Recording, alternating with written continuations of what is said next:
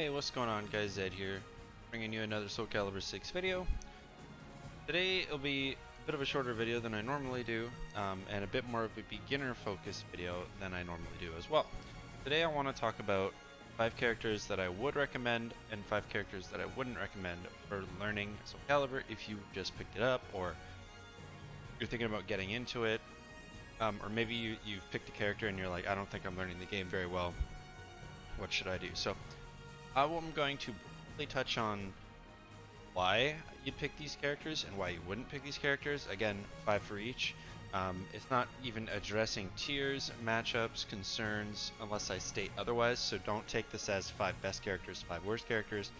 It's just who you should and shouldn't start with, in my opinion, and I'll try to very briefly explain why. So let's just get right into it, and then I'll go through them each individually.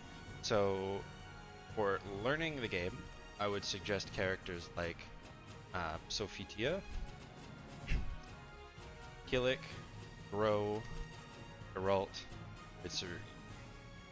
Now, Sophia, she has a very good depth of understanding, meaning that from picking up the game, mastering the game, there's always something that she has for you, whether it be execution, higher level punishment, things like her lethal hit combos or using her full charge. She just has more depth than just basic fundamentals. She is one of the best characters to play the neutral game, which is a very huge aspect of Soul Calibur. Her frame data is fairly well balanced in terms of what's safe, what's unsafe, the risk she takes for using some of her moves, etc. Her pokes are very good, her damage is solid. Overall, a very well-rounded, powerful character that you could totally game with. Killik, kind of like Sophia in that he is super well-rounded, except the difference between him and Sophie is he's well-rounded at all ranges. Of course, wielding a bow staff versus a short sword, why that would be. Killik essentially has a tool for every job. He does have some buttons that are a bit overtuned compared to some of the rest of them. So in higher level you might see that overshadowed, but while you're learning the game, he's a very, very versatile kit to do so. To do that with. His soul charge is also very unique in how it works, so that will teach you to play aggressively and to try to win faster. So in that sense, it could help you play less defensively if you're someone who's frequent to turtling. And overall, he has a couple of very niche stances and parries, but he basically has every tool you could ask for in the game, so also a good character to pick up and play. Oh, and while Sophie is a little more defensive and punishment oriented, Killik's a little more well-rounded, and his soul charge makes him Bro is sort of the opposite end of the spectrum from Sophie. He generally wants to be a little more aggressive.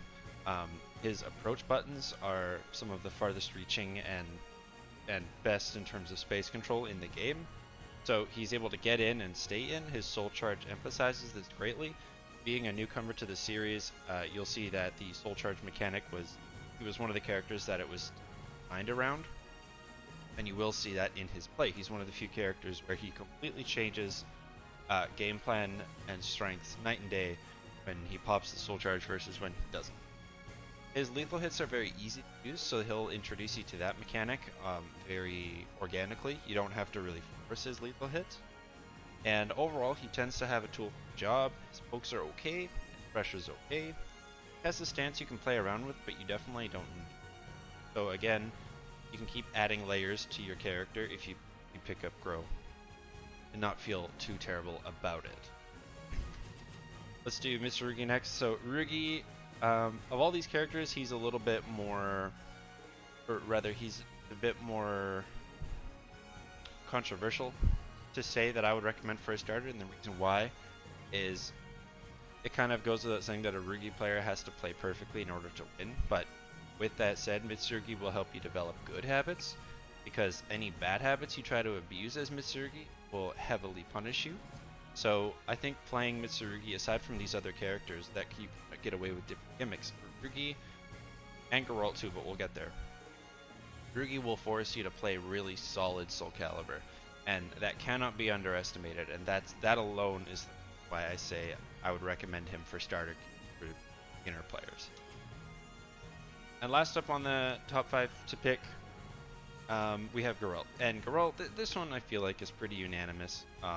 He's a very basic kit, very easy to use, very effective.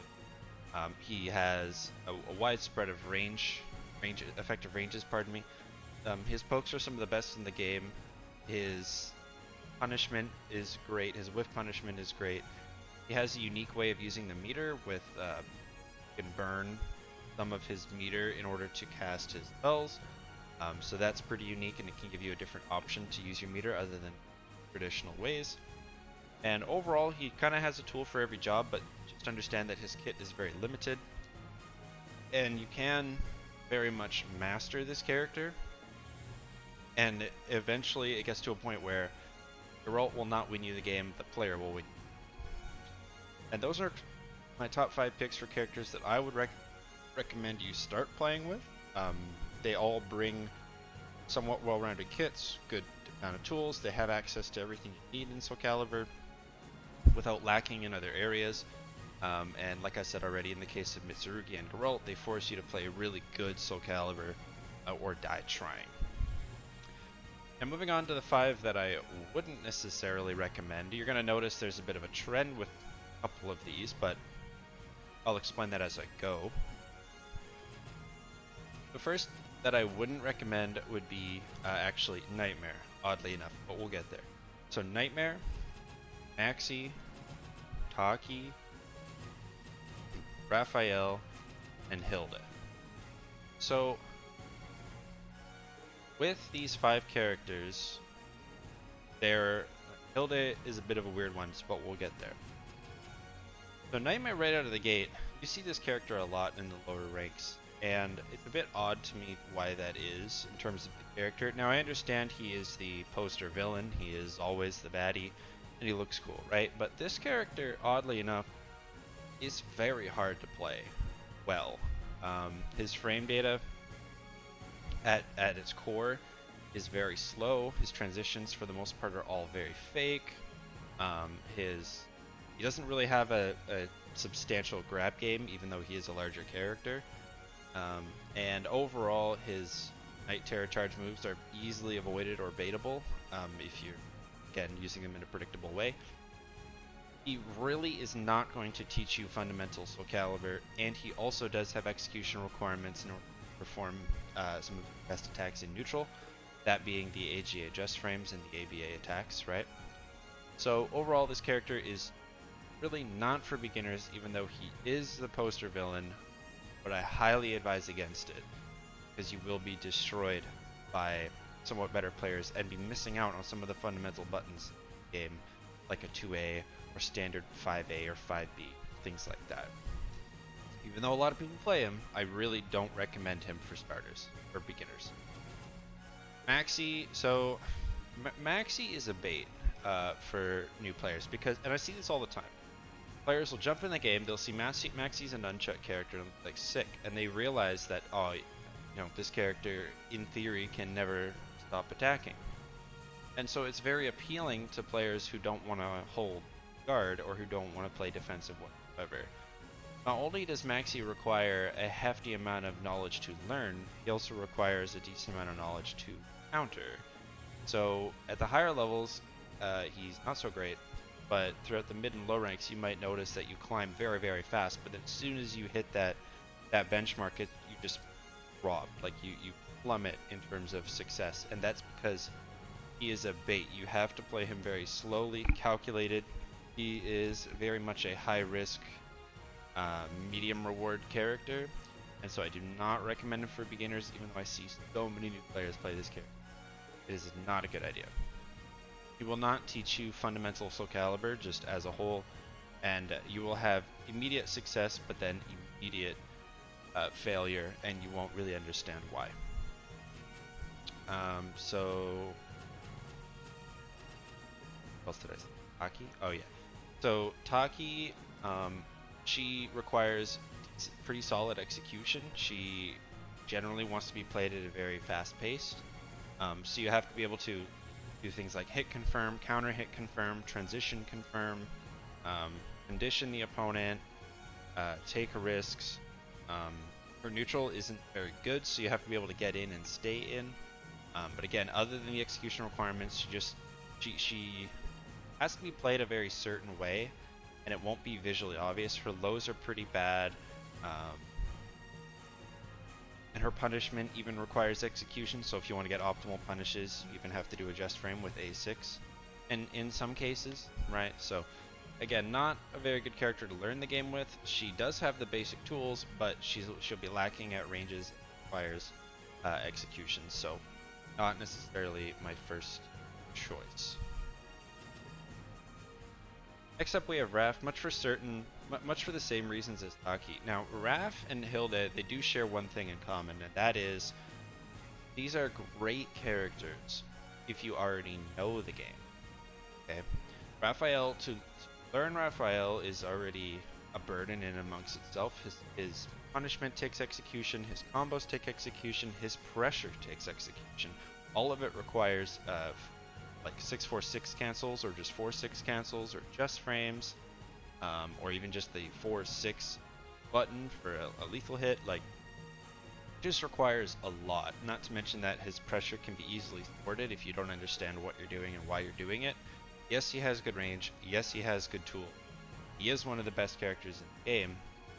Has been for ever since launch. But to play him well requires so much effort that if you know the game, very much a powerful character. If you're learning the game, not so much. You're going to feel very hindered by the execution barrier, and then also using or consistently executing upon those barriers. That's the other big issue. Now last up is Hilda, which might seem like a weird one to some people, and the reason is not necessarily what you think. So she is a charge character, meaning that you hold down an attack button and you release it for an attack to come out. That's not actually the reason why. Yes, it's a factor, but not the main reason. The main reason, as I mentioned with Raphael, is I think Hilda is better suited for players who know the game, because her buttons, she just has a ton of really good, solid buttons, but none that really stand out amongst the rest, right? So she's a character where her whole kit can see use, and it's understanding when and why to use that kit that is going to require experience. Her punishment is great, but it does require some situational setups. Her charge attacks, like I said, do require a different way of playing the game, in that you have to hold down a button while you do other buttons. That's a bit tricky, but also her Okizeme, or her Oki, or her tech traps and stuff, any word you want to throw in there, it's very vast, it's very diverse. There's just a lot more to this character than what you see. And so you can play her in a very basic way, sure, but you're going to feel very underwhelmed. If you tried to play her without the tech traps, without the charge attacks, without using her whole kit, she is very underwhelming. So, could pick her up, but I wouldn't suggest it, just because to fully utilize her kit, much like Raphael, you have to really understand the game first. Then she becomes a really solid pick. So there you have it. Those are my 5 recommended and not recommended characters. You could go through the whole roster and be like, yes, no, yes, no, yes, no. But I wanted to pick out these 5 for particular reasons. And so I hope that helps someone. If not, oh well, made the video anyway. So I hope you enjoyed it. I'll see you in the next one. Have a good rest of your day.